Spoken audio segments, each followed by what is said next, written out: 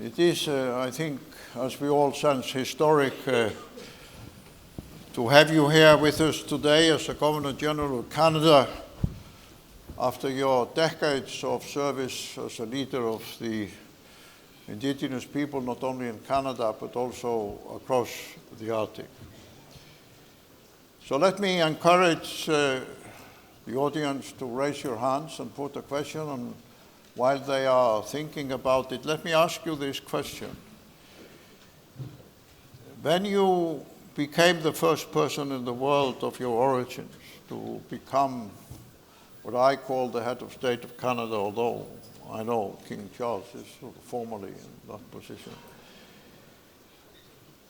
how do you see your mission as an Inuit in this highest office that Canada can give to a person, not only as a Canadian, but also internationally with your long record of working for Inuit causes? First and foremost, I am a Northerner and an Inuk. That's how I identify. But my work has brought me to a place where I think there is a real need for further cooperation amongst, or first of all, Arctic nations, as well as around the world. But back in Canada, as Governor General, one of the priorities that I have in my work is reconciliation. And in Canada, we have come together as a country and agreed that we must now be able to talk about the past, whether it's good or bad, and come to an understanding of being respectful of each other and giving space to different cultures, Indigenous cultures and languages, and be able to live side by side with equal opportunities. So that's kind of the umbrella of where I'm working, but within that framework, I am dealing with youth involvement, with education, with mental health and physical health, as well as climate change and diversity.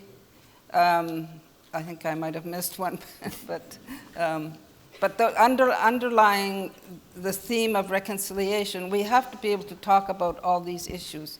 And part of that process of reconciliation is making sure that Indigenous people are healing from the trauma and the atrocities that they were that affected them in Canada's history.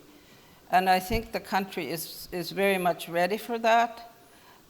So that's one of the things I'm working on within my country, because it's not just an Indigenous issue, it's a Canadian issue. So I see myself as an Indigenous person, but as a Canadian Governor General. And I use my convening ability to bring people together to talk about how we can move closer together in terms of a new relationship. So these are things that I'm working on, but on a broader level, in the circumpolar or Arctic region of the globe, I really see a need to very closely look at what's happening, not just amongst the Arctic nations, like you said, but within other international countries that have seen a very have been showing a very strong interest in being involved. And these are discussions that are absolutely necessary, especially in light of the fact that the Arctic, as we all know, it has been peaceful. It's considered a strategic region of the world.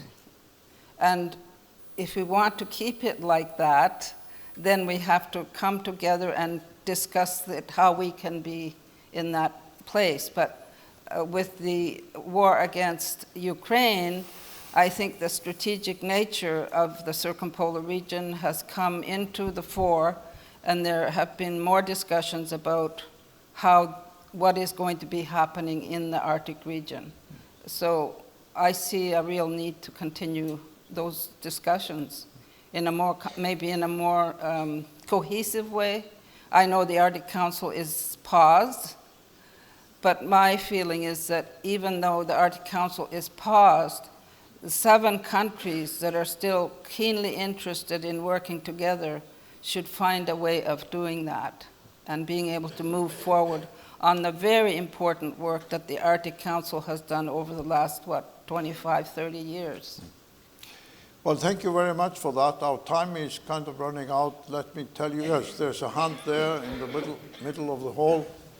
Can you bring the microphone there? Could you stand there, please, and explain who you are, and then put your question briefly. Thank you. Pakalagifsi, Uvanga Tara Katuk McLean Sweeney Carving Mew, Akaga Eileen Panayok McLeanlu, Amamak Koyatlu, Panayok Koyatlu. So I did explain who I am, President Grímsson, in a language that she does understand. You have had a legacy of leadership within the Inuit community and throughout Canada. And on behalf of, I would say, just my family, but Alaskans, I want to thank you for your leadership on a global level. And I know that as Inuit, we are small in number, but there are several of us here in the crowd today. If you are Inuit, can you please stand up? Yeah, I'm sorry. I don't want to interrupt you, but I hear you. But we need your question because Yes. the time is running short. Yes. And my point to you, Her Excellency, is that all those that were standing, you also represent us regardless of the border, and we appreciate your service. Koyanakbag. Not a question. Well,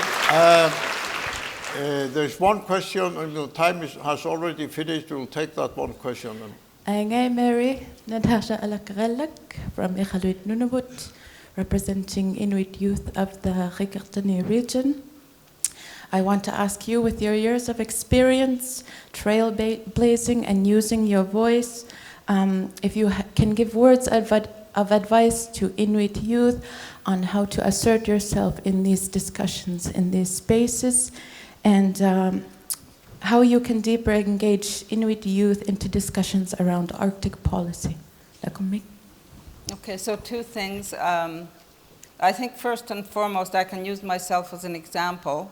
When I was your age, I felt intimidated sometimes about with the people around me. But I found that if I did my research and the work that I was doing was solid in my mind, that I could go to a meeting and be part of a conversation. And I think young people really need to have that solid framework. Because if you're in a discussion and there are people not agreeing with you, if you don't have all your information with you, then you can't really have that conversation to the extent that you should. So that's one thing. I think the other thing is to have the confidence of what you think. Like confidence that you are right in your mind, that these are things that you really believe in and you're going to present them. And having confidence in being able to do that is also something that a lot of young people don't have. In terms of advice, it's really us adults, the older people, that need to reach out to the young people and bring them into the discussions.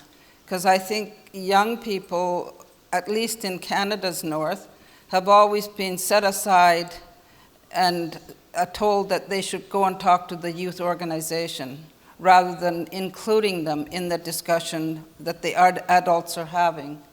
So that inclusiveness is necessary in order for you to understand what the older people are thinking and what they're planning to do, because it is your future that we are talking about.